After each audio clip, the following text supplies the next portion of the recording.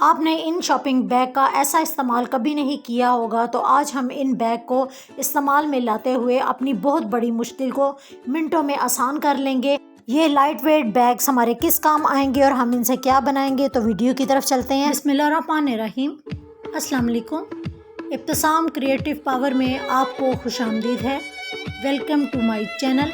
हमेशा खुश रहें, आबाद रहें। मिनरल वाटर की ये बॉटल तो है आम सी, लेकिन आज हम ऑयल सिजरल का काम इससे कैसे लेंगे।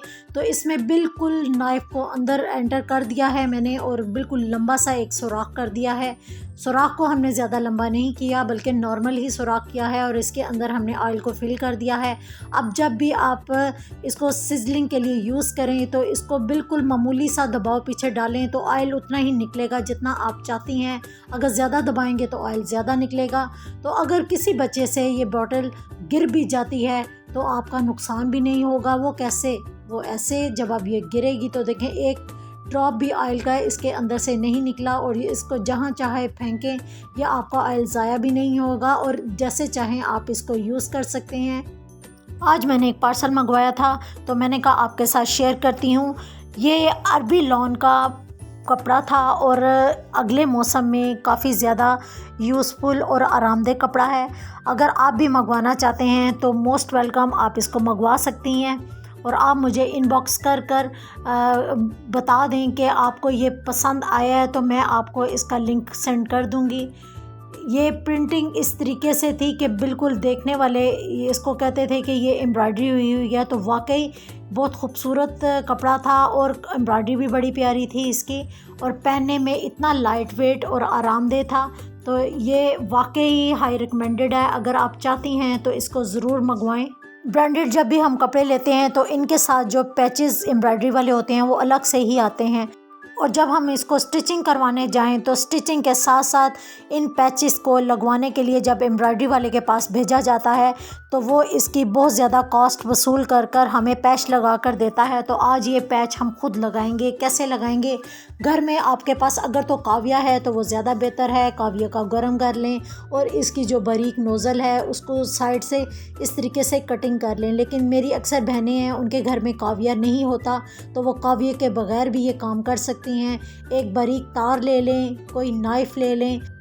अच्छे तरीके से इनको गर्म करने के बाद आप जो इसके एजेस हैं उनको बिल्कुल लॉक कर सकती हैं। जहाँ से इनके थ्रेड निकल रहे हैं उसके बिल्कुल एजेस के साथ लाते हुए आप इसको तार को गर्म को लगाती जाएं और इस तरीके से आपके जो ये एजेस हैं वो बिल्कुल लॉक हो जाएंगे। देखें अब इसके अंदर से बिल्कुल भी धागे नहीं निकल रहे। जो मेरी बहनें घर में खुद स्टिचिंग करती हैं उनके लिए तो बहुत ज़्यादा ये फ़ायदेमंद है कि आप पैचेस की खुद कटिंग करें और उनको खुद ही स्टिच करके आप लगा सकती हैं। बड़ी आसानी से लग जाते हैं। जब भी ग्रोसरी या वेजिटेबल वगैरह हम लेने जाते हैं तो इस तरह के शॉपिंग बैग तो अब आते ही आते हैं, क्योंकि शॉपर आने अब बंद हो गए हैं। तो इसी तरह के ही बैग्स में हमारी ग्रोसरी आती है और ये बैग्स आप संभाल कर रख लें, ये बड़े काम आते हैं। लाइट वेट और वाटर प्रूफ होने के साथ साथ ज़ीरो कॉस्ट के साथ हमारे पास ये बहुत ज़्यादा बैग पड़े होते हैं। तो आज मैं इन्हीं को इस्तेमाल करते हुए आपको कुछ ऐसी चीज़ें बता रही हूँ कि आप खुद हैरान हो जाएंगे कि हम इनसे कैसे इन चीज़ों का भी काम ले सकते हैं। तो पहले मैंने एक छोटे वाला बैग लिया है। ये फ्री हैंड इसकी लंबाई और चौड़ाई है। आप अपनी चॉइस के मुताबिक इसकी लंबाई और चौड़ाई को बढ़ा भी सकते हैं। इसके जो नीचे वाली जो फोल्ड वाला हिस्सा था उसको मैंने काट लिया है और ऊपर से जो हैंडल वाला हिस्सा है उसको भी काट कर हम बिल्कुल बराबर कर लेंगे। इस तरह एक स्क्वायर शेप हमारे पास मौजूद हो जाएगी। अब इसको ओपन करने के लिए जो इसकी फोल्ड है उसको मैंने खोल दिया है और खोलने के बाद इसकी एक साइड से भी मैं इसकी कटिंग कर लूँगी, जो कि साइड मेरी बंद है, और बिल्कुल दूसरी साइड से भी जो बंद साइड है उसको हम काट कर दो हिस्सों में डिवाइड कर लेंगे। अब हमारे पास इस तरीके से दो पार्ट आ चुके हैं। आपको इसकी लंबाई और चौड़ाई का अंदाज़ा हो ही रहा होगा। इस तरीके से दोनों पार्ट को मैंने एक साइड पर रख दिया है। तो अब बारीक इलास्टिक ले लें, जो अक्सर हम अपने बच्चों के ट्राउज़र्स वगैरह में भी डालते हैं, वही बारीक इलास्टिक हमें चाहिए। तो इसको एक साइड पर लगाएंगे, जो लंबे वाला हिस्सा है उस पे इलास्टिक इस तरीके से लगाएंगे, इसको थोड़ा खींच के हम लगाएंगे तो इस तरीके से ये कपड़ा इकट्ठा हो जाएगा। और दूसरी साइड से जो इसकी अपोजिट डायरेक्शन आ रही है वहाँ पर भी इस इलास्टिक को इसी तरीके से ही हम लगा देंगे। अब सिलाई मशीन पे भी मैं आपको लगा कर बता रही हूँ। एक साइड से मैंने डबल सिलाई लगा दी है, इलास्टिक को थोड़ा मैंने खींचा है, इस तरीके से आप भी खींच कर आराम से इसको लगा सकती हैं, कोई इतना मुश्किल काम नहीं है। और ये कपड़ा तो इजीली मशीन हैंडल कर ही सकती है। तो अब एंड पर जाकर इसको दोबारा से डबल सिलाई लगा देनी है। इस तरीके से देखें आपकी कितनी अच्छी चुनट आ जाएगी। दोनों साइडों पे मैंने जहाँ पर इलास्टिक नहीं लगा हुआ वहाँ पर मैंने टॉप स्टिक लगाकर एक लंबाई से सिलाई लगा दी है। इस तरह हमारे पास ये 2 पीस तैयार हो गए हैं जिनके ऊपर और नीचे वाले हिस्से पे इलास्टिक है। सीधा करने पर इसकी शेप कुछ इस तरीके से आ जाएगी। एक और बड़ा मैंने शॉपिंग बैग लिया है, इसकी जो लंबाई है वो 15 इंचज़ है और इसकी चौड़ाई हम देखते हैं कितने इंच निकलती है। तो इसके लिए हम इसको पहले कटिंग कर लेंगे। कटिंग करने के बाद जो नीचे वाला डबल वाला हिस्सा है इसको मैंने पहले काट लिया है और इसी तरीके से जो ऊपर हैंडल वाला हिस्सा है उसको भी हम काट कर इसको सेंटर से स्क्वायर शेप में ले आएंगे। और ऊपर अब स्क्वायर शेप को दोबारा से हम खोलेंगे और देखेंगे कि अब इसकी लंबाई हमारे पास कितनी आएगी, क्योंकि जितनी इसकी लंबाई है आप उस हिसाब से इसकी लंबाई को देख सकते हैं। जहाँ पर इसका जोड़ लगा हुआ है उसको भी मैंने कट कर लिया है। अब बिल्कुल हमारे पास रेक्टेंगल जो कपड़ा है वो बच गया है। इस तरीके से इसको दोबारा से मैंने फ़ोल्ड किया है और फ़ोल्ड करने के बाद हम इसकी चौड़ाई देखते हैं कितनी है। इसकी लंबाई 15 है जबकि इसकी चौड़ाई डबल करके 17 है। तो 17 चौड़ाई को जब हम डबल करेंगे तो ये तकरीबन 34 इंचज़ का ये इसकी लंबाई आ जाएगी। इस तरीके से एक और पट्टी मैंने ली है जिसकी चौड़ाई मैंने 4 इंच है और इसकी लंबाई मैंने 15 इंच के बराबर ली है। लंबाई और चौड़ाई को आप कम या ज़्यादा कर सकती हैं, लेकिन आप अगर इसी शेप से बनाएंगे तो आपकी ये चीज़ काफ़ी परफेक्ट बनेगी। अब पट्टी को मैंने नीचे रखा है जो 4 इंचज़ की पट्टी थी और ऊपर वाला जो बड़ा वाला पीस था उसको इस तरीके से प्लेट डालते हुए 1-1 इंच या 1.5 इंच के आप इस तरीके से प्लेट डालती जाएं और इसको स्टिच करती जाएं।